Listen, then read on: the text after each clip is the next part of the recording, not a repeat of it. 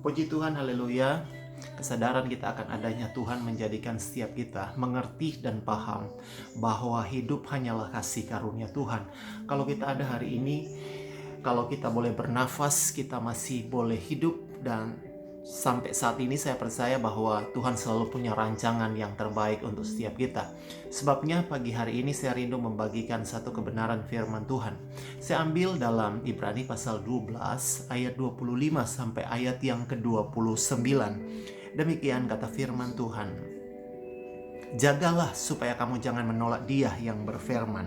Sebab jikalau mereka yang menolak Dia yang menyampaikan firman Allah di bumi tidak luput, apalagi kita jika kita berpaling dari Dia yang berbicara dari sorga.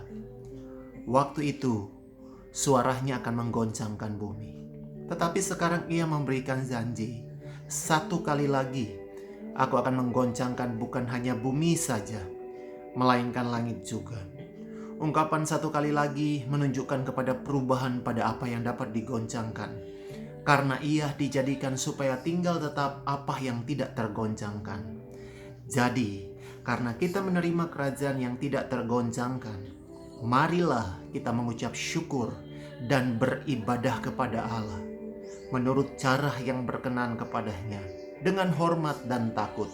Sebab Allah kita adalah api yang menghanguskan. Saudara yang diberkati oleh Tuhan, tidak mudah untuk kita memahami keadaan dan situasi yang sedang dan sementara terjadi di hari-hari ini. Bahkan hanya dalam 3 bulan, hampir lebih dari 3 bulan, dengan merebaknya virus corona atau COVID-19, bahkan lebih dari 200 negara telah terpapar dengan adanya virus corona. Nah, saudara yang diberkati oleh Tuhan, bahkan tanpa terkecuali negara kecil, negara besar, kota kecil, antara orang kaya ataupun orang miskin, apakah dia seorang pejabat negara, apakah dia seorang rakyat biasa, apakah dia seorang artis hari ini, ataukah apa dia seorang olahragawan saat sekarang ini, bukan sedikit yang menjadi korban terpapar dengan adanya virus yang sedang berjalan di hari-hari ini. Bahkan saudara kekasih di dalam Tuhan, data terakhir yang kami dapatkan bahwa jumlah positif virus corona di dunia ini melebihi daripada hampir 670 ribu. Dan ini bukanlah sesuatu yang sedikit, bahkan 30 ribu sekian yang telah mati atau tewas akibat daripada virus ini. Di Amerika Serikat yang adalah negara adidaya, negara yang besar, mereka pun mengalami dampak dalam sejarah kehidupan mereka. Hari ini bukan sedikit korban yang mereka alami. Ada sekitar 123 ribu orang terpapar dengan adanya virus corona, dan sudah menewaskan 2.000 sekian, hampir mendekati 3.000 orang yang ada di Amerika. Belum lagi kita tahu bersama Italia itu merupakan korban terbanyak, ada sekitar 10.000 orang lebih tewas akibat daripada virus corona. Saudara kekasih di dalam Tuhan, Indonesia sudah lebih hampir 1.500 orang, dan korban sudah lebih dari 100 orang yang meninggal. Bahkan saudara yang diberkati oleh Tuhan, bukan sedikit pengaruh atau dampak daripada virus ini. Bahkan dalam sejarah, baru hari-hari ini, baru saat-saat sekarang ini, secara serentak dunia mengalami kegoncangan demi kegoncangan. Dan itu berdampak di semua sektor, termasuk di sektor perekonomian, termasuk di sektor pariwisata, bahkan dalam hubungan sosial, masyarakat, semuanya berdampak. Dan itu terasa dan sangat terasa. Bukan sedikit kerugian yang ditimbulkan karena adanya virus corona di hari-hari ini. Saudara, salah satu orang terkaya di dunia yang memiliki perusahaan bisnis terbesar yang namanya perusahaan Amazon, Jeff Bezos. Jeff Bezos bahkan dalam satu hari pun dia boleh kehilangan sekitar 7 miliar dolar dalam satu malam. Atau kalau dirupiahkan, saudara, itu sekitar 100 triliun. Bahkan bulan terakhir ini, saudara, satu bulan dia mengalami kerugian kurang lebih 250 triliun. Belum yang lain. Dan semuanya sedang mengalami masa-masa tersulit hari-hari ini. Tetapi yang saya percaya, yang saya tahu bahwa firman Tuhan itu semakin digenapi. Firman Tuhan yang adalah Allah sendiri, yang adalah Tuhan yang berfirman, semakin dinyatakan, semakin terbukti dan tergenapi hari-hari ini. Alkitab berkata di dalam 2 Timotius pasal 3 ayat yang pertama, pada hari-hari terakhir akan terjadi masa yang sulit dan sukar. Sebabnya, saudara, Efesus pasal yang pertama, Efesus pasal yang kelima ayat 16, di situ dikatakan, sebab itu pergunakanlah waktu yang ada, sebab hari-hari ini adalah hari-hari yang jahat. Saudara yang diberkati oleh Tuhan, kalau kita melihat daripada firman Tuhan di hari ini, ayat 25, di sini dikatakan bahwa jagalah supaya kamu jangan menolak Dia yang berfirman. Dalam situasi kondisi hari ini, jagalah hati kita, jagalah kehidupan kita, jagalah hidup kita supaya kita tidak keluar daripada kebenaran firman Tuhan. Firman Tuhan berkata, jagalah supaya kamu jangan menolak Dia yang berfirman. Betapa pentingnya firman itu. Yesus adalah firman, Allah adalah firman, Elohim adalah firman, Yahweh adalah firman itu sendiri. Sudah yang diberkati oleh Tuhan, Daud pernah berkata dalam Mazmur 62 ayat 12 dan 13, sekali saja Tuhan itu berbicara, ada dua perkara besar yang dia peroleh. Pertama, kuasa datang daripada Allah, dan daripadanya juga datang kasih setianya. Mazmur 105 berkata bahwa firman Tuhan itu bagaikan pelitah dan suluh dalam kehidupan orang percaya. Dia menerangi, Dia yang membuka jalan, Dia yang menuntun kehidupan orang yang percaya kepadanya. Betapa hebatnya kalau kita mengerti dan tahu akan kebenaran daripada firman Tuhan. Karena firman Tuhan itu sanggup untuk melakukan perkara-perkara besar.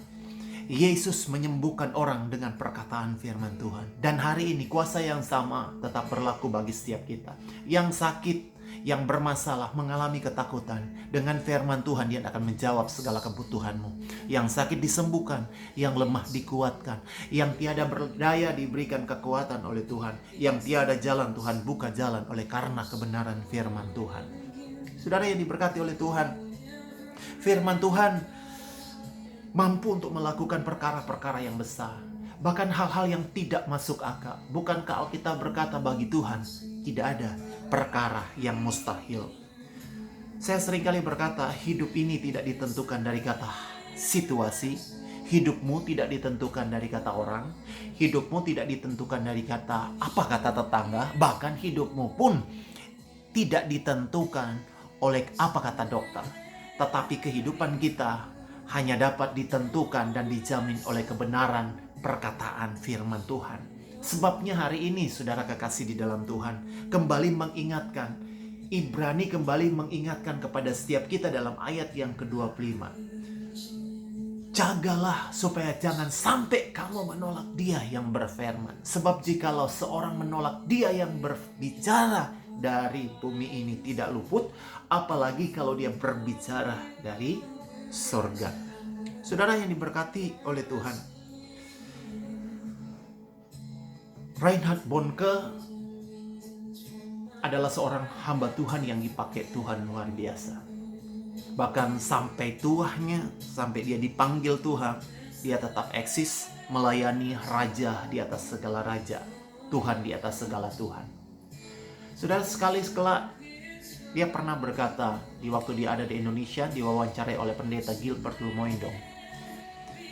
Satu kali dia berkata bahwa kehidupannya terpelihara sejauh dia hidup sampai tua, semua karena ada api Tuhan, ada roh Tuhan yang memimpin kehidupannya. Dan gaya hidupnya satu yang saya kutip, saudara. Dia berkata bahwa setiap hari dia menghabiskan waktu 4-5 jam untuk dia membaca, merenungkan kebenaran firman Tuhan. Merenungkan kebenaran firman Tuhan itu bukan hanyalah bagian daripada para pendeta, hamba Tuhan, penginjil, pastor, atau siapapun yang melayani di gereja atau pelayanan Kristen, pelayanan sosial. Tetapi bagi saya firman Tuhan ini disampaikan dan diberikan kepada setiap kita. Sebabnya saudara kekasih di dalam Tuhan, mari kita belajar, mari kita mencintai Tuhan di dalam kebenaran firman-Nya. Alkitab bilang begini dalam Mazmur 112 ayat yang pertama, berbahagialah orang yang takut akan Tuhan, yang sangat suka akan segala perintahnya, maka anak cucunya akan perkasa di bumi, angkatan orang benar akan diberkati. Maksudnya kenapa pemazmur berkata berbahagia, diberkatilah orang yang mengasihi Tuhan, diberkatilah orang yang takut akan Tuhan, yang kesukaannya, yang hobinya adalah menikmati, mencintai firman Tuhan. Reinhard Bonnke bilang begini, dia bukan hanya sekedar hobi untuk baca firman Tuhan, tapi dia bilang dia kecanduan dengan firman Tuhan. Adakah setiap kita punya hobi, punya kecanduan dengan firman Tuhan? Setiap hari mencari Tuhan, setiap saat mencari wajahnya, setiap saat rindu untuk membaca surat cintanya Tuhan, yang adalah Alkitab yang saya miliki, yang saudara pun punya Alkitab. Saudara yang diberkati oleh Tuhan, ayat 26-27 di sini dikatakan suara Tuhan itu, firman-Nya akan menggoncangkan. Bahkan dikatakan bahwa suara Tuhan akan menggoncangkan, segala sesuatu akan digoncangkan. Tidak ada satupun di tempat ini yang saat-saat sekarang ini, entahkah keluarga, pribadi, bisnismu, bahkan negara-negara, kepemerintahan saat-saat sekarang ini. Saat sekarang ini segala sesuatu sedang digoncangkan. Saudara, kalau segala sesuatu sementara dan sedang digoncangkan, apa maksudnya? Tuhan berkata supaya tinggal apa yang tidak tergoncangkan. Segala yang nampak, segala yang kita lihat, segala yang ada di sekitar kita, semuanya akan digoncangkan. Bahkan Alkitab berkata, bangunan, kerajaan, atau apapun yang nampak dengan mata kita, sekali kelak akan lenyap, sekali kelak akan lapuk, sekali kelak akan runtuh. Manusia pun digambarkan bahwa hidup manusia itu pun tidak kekal. Itu manusia hanyalah hidup dalam kesementaraan. Kalau sementara tidak panjang, artinya bahwa hidup manusia itu seperti rumput, seperti bunga yang sebentar kelihatan kemudian lenyap kering di telan waktu. Hidup manusia itu seperti uap yang sebentar kelihatan kemudian lenyap. Saya katakan hidup manusia pun itu seperti lilin yang sebentar menyala kemudian dia lenyap dan hilang. Tidak ada yang dapat dibanggakan dalam hidup manusia. Sebabnya dikatakan segala sesuatu akan digoncangkan supaya tinggal tetap apa yang tidak tergoncangkan. Apa yang tidak tergoncangkan, saudara? Firman Tuhan berkata, suara Tuhan itu menggoncangkan. Ayub pernah berkata begini. Ayub bilang begini bahwa Tuhan itu berbicara. Tuhan itu berbicara, menegur dia, bahkan Tuhan itu datang dalam kehidupan Ayub seperti badai. Saudara yang diberkati Tuhan, Tuhan bisa pakai badai masalah, Tuhan bisa pakai persoalan untuk datang berbicara kepada setiap kita. Tuhan bisa memakai suatu wabah untuk berbicara kepada setiap kita. Sejarah Alkitab, dari penciptaan, dari zaman bangsa Israel di tanah Mesir sampai zaman sekarang ini, saudara, bukan sedikit yang menjelaskan tentang adanya suatu wabah, adanya satu boleh dikatakan kutuk datang dalam suatu kehidupan umat manusia. Dan di balik semuanya itu selalu ada rancangan Tuhan yang terbaik yang dia akan nyatakan. Saudara yang diberkati Tuhan, segala sesuatu digoncangkan. Firman Tuhan berkata, bukan hanya bumi, tetapi langit juga akan digoncangkan. Apa yang sementara terjadi di sekitar kita, itu hanya ada di mana kita hidup di bumi ini, saudara. Bukan hanya wabah penyakit, bukan hanya virus corona, tetapi juga ada wabah demam berdarah, ada juga gempa bumi, ada juga tanah longsor, ada juga banjir bandang, tsunami, dan banyak hal yang terjadi di dunia ini. Dan Tuhan bisa memakai hal-hal seperti ini untuk membuat manusia datang kepada Tuhan dan sadar ada sesuatu yang memegang dan mengendalikan dunia ini. Saya tidak dapat bayangkan kalau Tuhan berkata dalam firman ini, bukan hanya bumi saja, melainkan langit juga. Saudara, kalau langit itu digoncangkan, apa jadinya?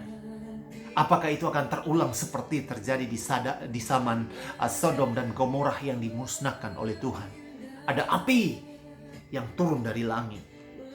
Kita tidak tahu pasti apa lagi akan nantinya terjadi. Hal-hal yang seperti ini belum ada apa-apanya. Dan ini pun masih banyak hal-hal yang akan terjadi jauh daripada apa yang kita pikirkan. Sebab semuanya ada dalam kendali Tuhan. Karena langit juga pun bisa Tuhan pakai untuk berbicara kepada setiap kita. Saudara, kembali saya katakan tidak ada yang kekal dalam hidup kita. Tidak ada yang pasti, hanya firman Tuhan yang memberi kepastian. Sekali lagi, hanya firman Tuhan yang memberi kepastian dalam hidup kita, baik di dunia ini maupun di dunia yang akan datang atau di sorga. Sebab hanya ada dua tempatnya kelak nantinya, saudara. Apakah saudara hidup kekal di sorga ataukah saudara hidup kekal di neraka? Hanya itu, pilihannya hanya itu. Tidak ada abu-abu, tidak ada tengah. Hanya ada dua tempat. Sebabnya, mari serius di hari-hari ini. Tetap serius. Keadaan apapun yang terjadi, Anda mau bahagia, Anda mau diberkati, Anda sementara menunggu berkat, Anda dalam air mata, duka cita, tetap hidupmu ada di dalam kebenaran firman. Tetap hidupmu ada di dalam suara Tuhan, di dalam suara kebenaran, di dalam Alkitab yang saudara miliki dan saya miliki. Nah, kalau ada satu kerajaan di sini dikatakan tidak dapat digoncangkan, saudara, yaitu kerajaan Allah. Maka saudara, apa itu sebenarnya kerajaan Allah? Kalau segala sesuatu ini akan digoncangkan, tetapi dikatakan ada satu kerajaan yang tidak dapat digoncangkan, yaitu kerajaan Allah. Apa itu kerajaan Allah? Di mana tempatnya? Apakah di surga atau ada di mana? Saudara kekasih di dalam Tuhan, Alkitab memberi jawab kepada setiap kita bahwa kerajaan Allah itu bukan masalah soal makan dan minum.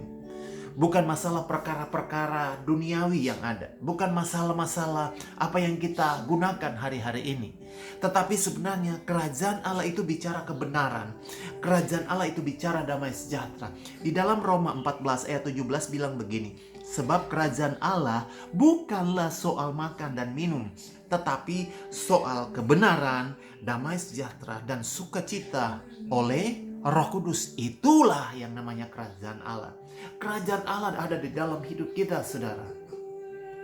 Di dalam 1 Korintus 4 ayat 20 dikatakan, kerajaan Allah itu bukan terdiri dari perkataan, tetapi dari kuasa. Kerajaan Allah itu bukan semata-mata daripada apa kata orang, apa kata saya, apa kata pendeta. Tetapi lepas dari semuanya itu, perkataan Allah yang keluar dari mulut Allah yang tidak akan kembali kepada Allah, dia akan pergi dan mengerjakan dan menghasilkan buah. Berbahagialah mereka yang menerima dan berkata, terima kasih untuk firman-Mu. Berbahagialah firman yang bertumbuh dan ditaruh di tanah yang subur. Saudara yang diberkati oleh Tuhan, sebabnya karena kita menerima, Alkitab bilang di sini ayat 28, sebabnya karena kita menerima kerajaan yang tidak tergoncangkan, marilah kita beribadah dengan cara yang berkenan kepadanya. Lihat ayat yang ke-28, saya baca lagi.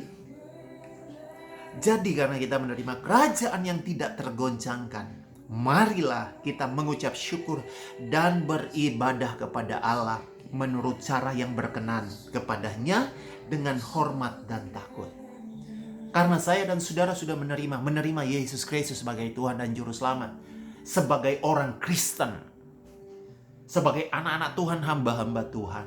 Alkitab di sini berkata, Kita menerima kerajaan yang tidak tergoncangkan. Sebab itu, marilah kita mengucap syukur dan beribadah. Kepada siapa? Kepada Allah. Menurut cara yang berkenan kepadanya. Garis bawahi.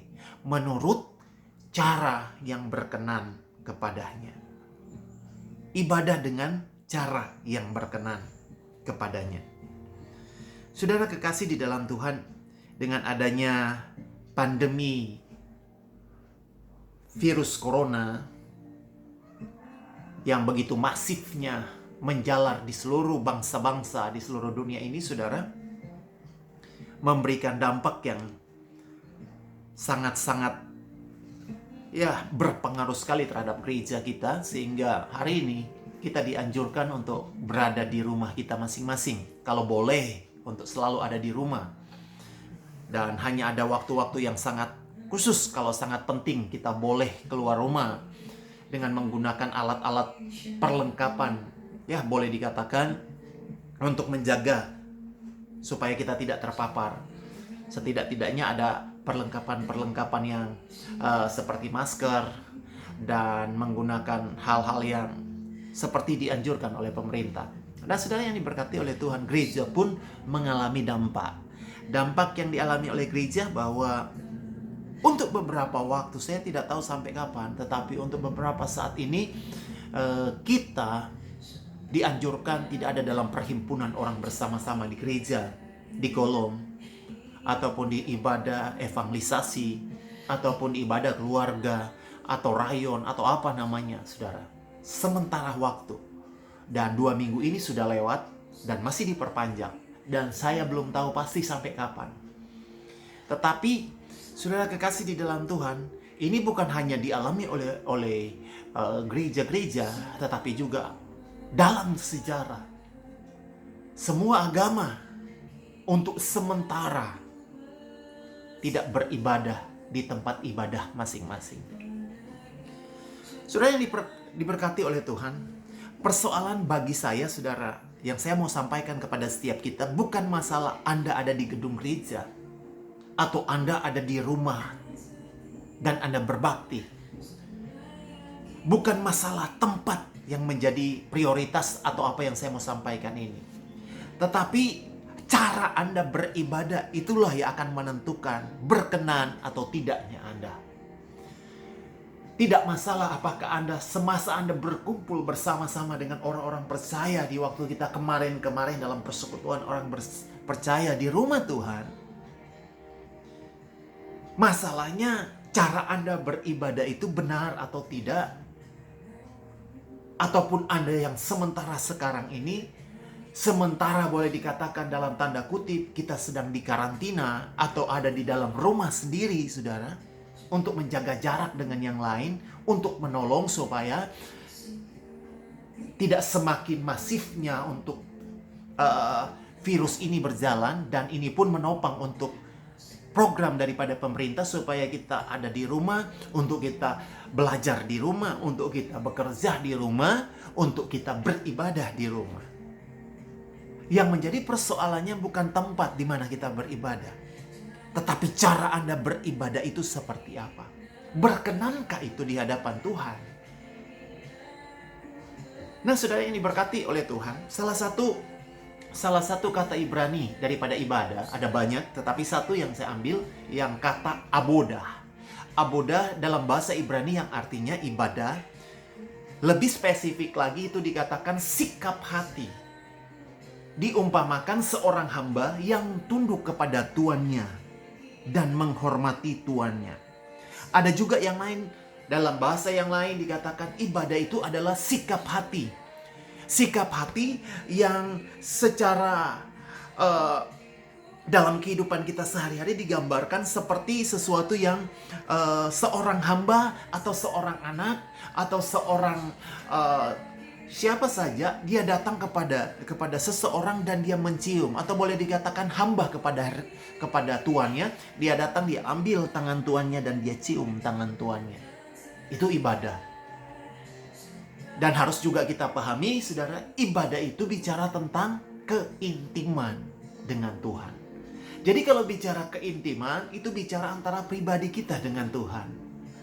Tahukah kita pada masa awal daripada perjanjian lama, di waktu Abraham itu mempersembahkan korban di hadapan Tuhan. Tidak ada celebrate dengan jemaat yang besar atau dengan keluarga yang besar. Hanya dia sendiri bersama dengan korban yang seharusnya dia bawa adalah anaknya sendiri.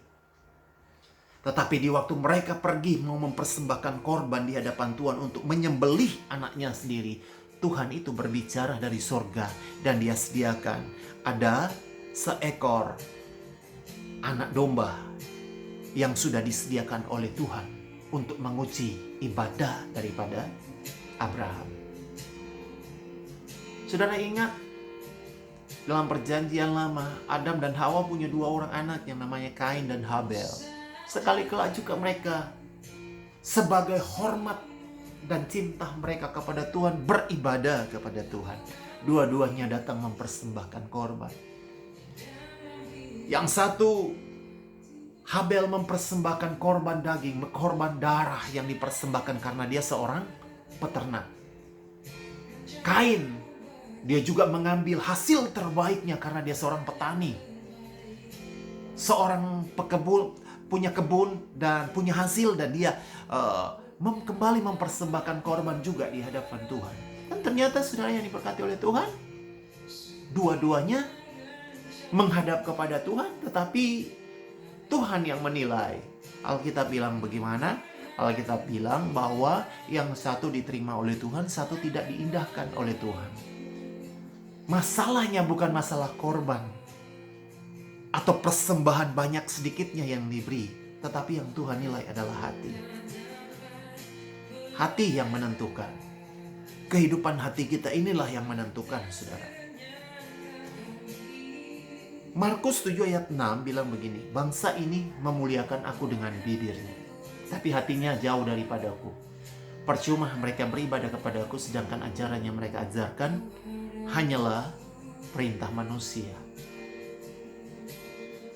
Di dalam kebenaran ini dapat kita temukan bahwa dari perjanjian lama sampai perjanjian baru, hal-hal yang lahiriah penilaiannya itu tidak seberapa dibandingkan hal-hal yang rohani dinilai oleh Tuhan. Tuhan tidak tertarik dengan tampang, Tuhan tidak tertarik dengan pekerjaan, Tuhan tidak tertarik suku mana, perwirahkah, prajuritkah, kaisarkah. Pada zaman Yesus pun demikian. Yesus itu selalu melakukan hal-hal besar dan selalu dia melihat hati setiap pribadi.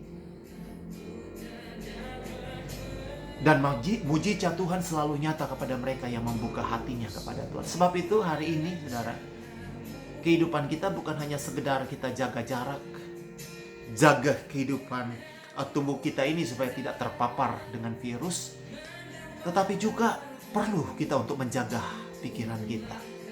Dan sangat perlu kita menjaga hati kita. Karena Alkitab berkata sumber segala kehidupan itu ada di hati kita. Kalau kita tidak jaga hati kita, kita tidak jaga pikiran kita, saya jamin saudara akan mudah tersakiti, saudara akan mudah sakit, bahkan saudara akan mudah goyah. Jagalah pikiranmu, jagalah hatimu, jagalah juga perkataanmu. Jaga juga jarimu dari Anda menulis di sosial media. Dan ini tidak bisa dipisahkan antara hatimu, pikiranmu, antara perkataanmu, dan antara cara Anda menulis. Itu menentukan kehidupanmu. Hidup dan mati itu dikuasai lidah. Barang siapa suka menggemakannya akan memakan buahnya. Anda mau diberkati, Anda mau mengalami berkat yang berlimpah, Anda mau mengalami kesuksesan, Anda mau sehat, Anda mau terlindung, Anda mau aman, Anda mau beriman kepada Tuhan, ditentukan semua dari hati dan perkataan. Hidup dan mati itu ditentukan daripada perkataan. Kemudian bagaimana cara kita berkenan, atau bagaimana cara yang benar untuk kita memberi. Ada cara yang benar, ada cara yang tidak benar. Ada cara yang berkenan ternyata kepada Tuhan, ada yang tidak berkenan kepada Tuhan. Di dalam Timotius, saya baca di dalam 1 Timotius pasal 4 ayat 7 bilang begini, tetapi jauhilah tahyul dan dongeng nenek-nenek tua, latihlah dirimu beribadah. Seberapa banyak sampai hari ini kita masih percaya dengan dongeng? Mending saudara, sebagai oma-oma, opa-opa, atau mama-mama, ibu-ibu, mending Anda ceritakan cerita-cerita firman Tuhan kepada anak-anakmu, walau sesederhana bagaimanapun, daripada Anda cerita-cerita yang tidak masuk akal. Cerita-cerita yang hanya dikatakan cerita rakyat yang belum tentu kepastian kebenarannya.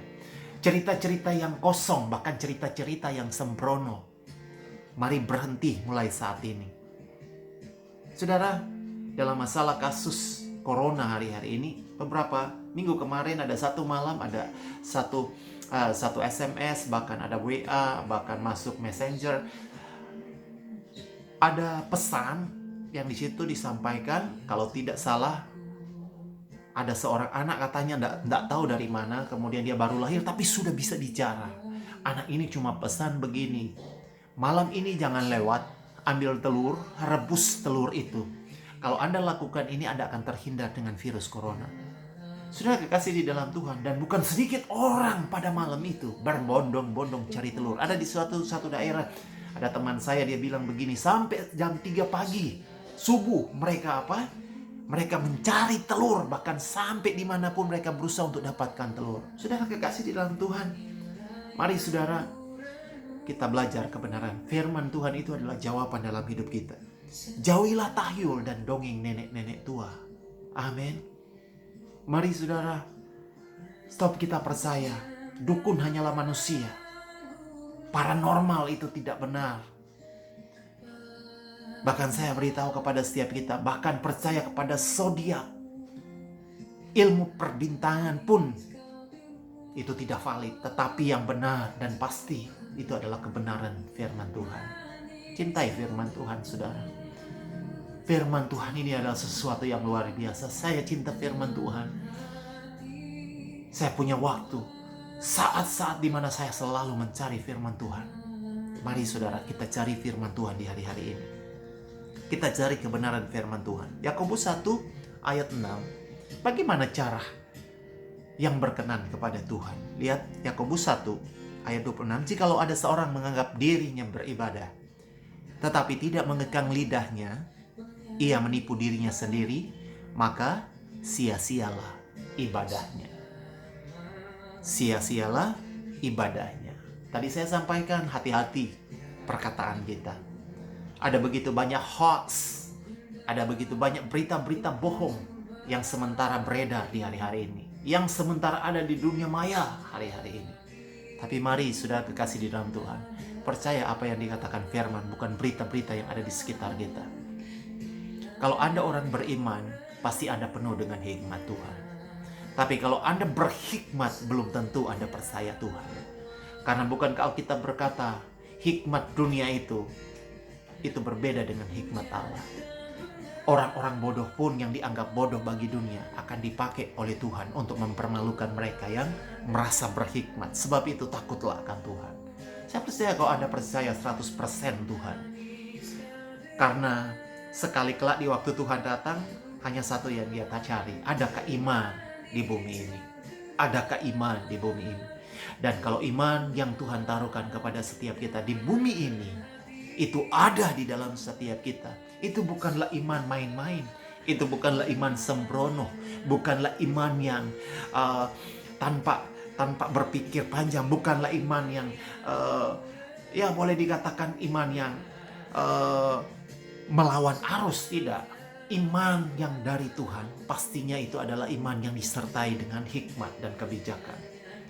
Dan iman orang yang beriman di hari-hari ini pastinya Tuhan akan promosikan. Memang dia tidak akan, saudara, siapapun orang yang beriman, kalau dia tahu memang itu salah, itu adalah sesuatu racun yang membawa maut, maka saudara kekasih di dalam Tuhan, saya percaya pun kita orang hamba-hamba Tuhan yang beriman pasti tidak akan mau ke sana. Tetapi siapa yang berani melihat ada masalah di sekitar kita? Dalam aktivitas kita pelayanan, tidak ada seorang pun yang dapat memprediksikan dia ada di sini atau tahu persis atau ada satu aplikasi yang bisa mendeteksi adanya virus corona. Tidak ada, saudara. Tetapi bukankah lebih berbahagia kita beriman percaya 100% kepada Tuhan? Bukan mencari masalah, tetapi kita sedang berada di tengah-tengah serigala. Kita seperti domba di tengah-tengah serigala. Maka beriman penuh akan menolong setiap kita.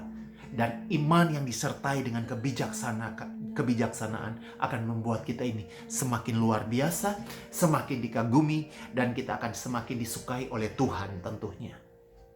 Jadilah berkat. Jangan batasi di saat-saat ini untuk Anda tidak menjadi berkat dimanapun Anda berada. Beriman dan berhikmat itu penting. Nah, saudara yang diberkati oleh Tuhan, sebab itu jagalah lidah kita. Karena kalau kita tidak bisa mengekang lidah kita, kita menipu diri kita sendiri. Jagalah cara Anda menulis. Jagalah Anda supaya tebarkanlah hal-hal yang positif, firman Tuhan. Dan pastinya masih ada banyak orang yang meragukan dengan firman Tuhan, bahkan mencelah, bahkan bukan sedikit firman yang kita aminkan. Mazmur 91 pun, bukan sedikit hamba Tuhan pun berkata tidak berlaku lagi di zaman sekarang. Saudara, sederhana, Tuhan hanya berkata, marilah kepadaku semua yang letih lesu. Panggilan Tuhan sederhana. Tetapi terkadang banyak orang yang sudah menyulitkan untuk datang kepada Tuhan dengan cara kerja daripada manusia. Harus kiat A, B, C, dan D baru dapat ini. Padahal sederhana, Tuhan hanya berkata, marilah kepadaku. Semua ada dalam pilihan kita. Kita mau datang mendekat atau kita menjauh dari Tuhan. Carilah Tuhan, maka kamu akan hidup. Nah, saudara kekasih dalam Tuhan, sebabnya hari ini perkataan kita itu menentukan masa depan kita. Perkataan kita menentukan nilai ibadah kita di hadapan Tuhan. Jadi saudara, Roma 12 ayat 2 di sini saya baca. Roma 12 ayat 1 bilang begini. Karena itu saudara-saudara, demi kemurahan Allah aku menasihatkan kamu supaya kamu mempersembahkan tubuhmu sebagai persembahan yang hidup, yang kudus dan yang berkenan kepada Allah. Itu adalah ibadahmu yang sejati. Ibadah yang sejati. Ukuran Tuhan adalah tubuhmu yang hidup, yang dipersembahkan hidup. Bukan hanya persembahan yang hidup, tetapi yang penting tubuhmu sebagai persembahan yang hidup, yang kudus dan yang berkenan kepada Tuhan. Tidak ada seorang pun yang sempurna, tetapi kekudusan yang dimaksud oleh Tuhan, kasih karunia Tuhan yang melimpah, selalu setiap saat kita selalu menyadari dengan rendah hati bahwa kita ini tidak ada apa-apa, dan tahu dan mengerti bahwa hidup kita hanya karena anugerah daripada Tuhan. Kalau kita tahu bahwa sesuatu yang salah untuk kita lakukan, untuk tidak kita mau lakukan, jangan lakukan. Kalau kita benar tetapi kita melanggar, ya katakanlah perintah daripada pemerintah, himbauan daripada pemerintah, tetapi kita dengan sengaja melarangnya. Dengan sengaja kita malah melanggar daripada setiap peraturan-peraturan. Kita malah keluyuran, dilarang seharusnya belajar di rumah, tetapi malah kita jalan dengan teman-teman di luar. Maka itu namanya kita melanggar. Alkitab bilang ini, jika kita tahu berbuat baik, tetapi kita tidak melakukannya, kita berdosa, kata Alkitab. Mari saudara yang diberkati Tuhan, jadikanlah ibadahmu berkenan kepada Tuhan. Inilah saat-saat yang terbaik yang diizinkan oleh pemerintah, disetujui oleh pemerintah, bahkan kita semua, bahkan hamba-hamba Tuhan, untuk kita ada di rumah. Kesempatan inilah saudara untuk selalu dekat dengan Tuhan. Di kesempatan inilah waktu yang terbaik untuk Anda mau intim dengan Tuhan. Di saat-saat seperti inilah saat waktu kita untuk mencari wajah Tuhan. Tuhan mau kunjungi engkau secara pribadi. Di tempat Anda tidur, di tempat kamarmu secara pribadi, betapa indahnya kita berkomunikasi dengan Tuhan. Keintiman melahirkan perkara-perkara yang indah. Ada kehidupan di balik keintimanmu dengan Tuhan. Saya percaya firman Tuhan ini biarlah menjadi kekuatan bagi kita semua, dan percayalah bahwa Tuhan itu Tuhan yang luar biasa. Pesan saya, jangan takut hari-hari ini. Ada 365 kali kata jangan takut dalam Alkitab. Jadi setiap hari sebenarnya pas kita bangun kita sedang diingatkan supaya kita jangan takut, kita jangan khawatir, kita jangan bimbang. Karena Tuhan akan selalu menolong kita. Alkitab berkata bahwa Tuhan yang tidak pernah tertidur, tidak pernah terlelap, yang selalu ada bersama-sama dengan kita. Alkitab berkata, bangsa Israel keluar dari tanah Mesir. Di waktu mereka berjalan di waktu siang, ada tiang awan yang menyertai mereka. Di waktu mereka berjalan di tengah malam, di waktu malam sekalipun ada tiang api yang selalu menyertai kita. Izinkanlah Tuhan, Roh Kudus, untuk selalu ada menemani kehidupanmu dimanapun engkau berada. Bahagia hidup di dalam Tuhan, saudara. Jangan takut, jangan cemas, tetaplah berdoa, kata firman Tuhan. Mengucap syukurlah dalam segala hal, kata firman Tuhan. Dan bersukacitalah senantiasa. Sukacita di sini yang dimaksud oleh Tuhan bukanlah kita bergembira oleh karena orang lain sedang ditimpa masalah, oleh karena adanya virus di bangsa-bangsa. Tetapi bersukacita di sini secara pribadi kita memerintahkan kehidupan kita untuk tetap bahagia, tetap senang, tetap gembira di dalam Tuhan. Orang sakit pun Alkitab bilang begini bahwa berbahagialah orang yang senantiasa ada di dalam Tuhan, yang senantiasa suka akan perintahnya. Bahkan hati yang gembira adalah obat. Daud bilang begini, hai jiwaku, pujilah Tuhan. Sebab itu mari hari ini, di akhir daripada khotbah saya pagi ini, biarlah menjadi satu remah untuk kita semua. Bahwa kalau kita ada di dalam kuasa kasih dan ketertiban Tuhan, ada dalam kuasa keberanian ilahi, saya percaya maka Anda akan senantiasa aman dalam lindungan Tuhan. Saudara, saya kutip satu cerita daripada Antonio de Melo. Satu kali dia bercerita ada seorang bijak di jalan bertemu dengan wabah penyakit. Maka bertanyalah orang bijak ini kepada wabah ini, hendak kemana engkau, hai wabah? Jawab wabah ini, oh, saya akan pergi ke satu kota sana dan saya akan membunuh 100.000 orang. Kemudian kagetlah orang bijak, oh, jadi kamu akan ke sana ke kota untuk membunuh 100.000 orang? Jawab wabah, seperti itulah saya akan lakukan. Maka pergilah wabah ini. Kemudian setelah dia melakukan, dia membunuh sekian banyak, 100.000 orang sekian banyak, maka pulanglah dia. Kembali bertemu dengan orang bijak ini. Maka orang bijak ini bertanya lagi, sudahkah engkau melakukannya? Maka wabah ini berkata, iya, saya sudah membunuh 100.000 orang. Kemudian orang bijak ini, orang bijak ini berkata, kamu berkata bohong. Karena yang mati bukan 100.000, tetapi 1 juta orang yang mati. Kamu telah berbohong. Tetapi ini wabah kembali bilang dan berkata kepada ini orang bijak, saya pastikan saya bunuh adalah 100.000. Sisanya saya tidak tahu. Yang pasti mereka mati yang 900 orang adalah karena mereka mengalami ketakutan.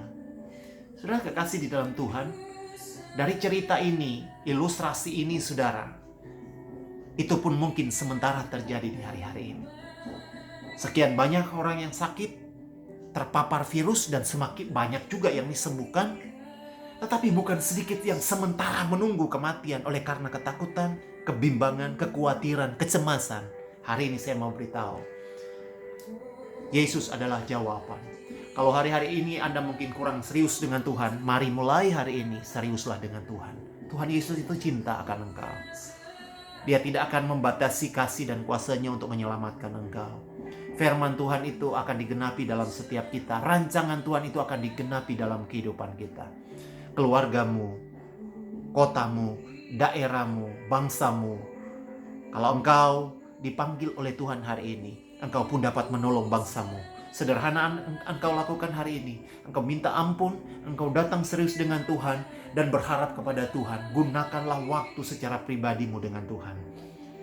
Anda mungkin kurang konselor hari ini karena tidak bisa ketemu dengan pendeta, dengan gembala. Tetapi hari ini adalah waktu yang pas, tepat untuk engkau datang dengan Tuhan.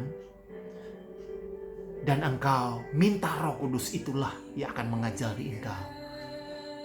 Temukan Tuhan secara pribadi di rumahmu. Temukan Tuhan secara pribadi di rumahmu. Tuhan Yesus memberkati. Shalom, Tuhan memberkati. Haleluya.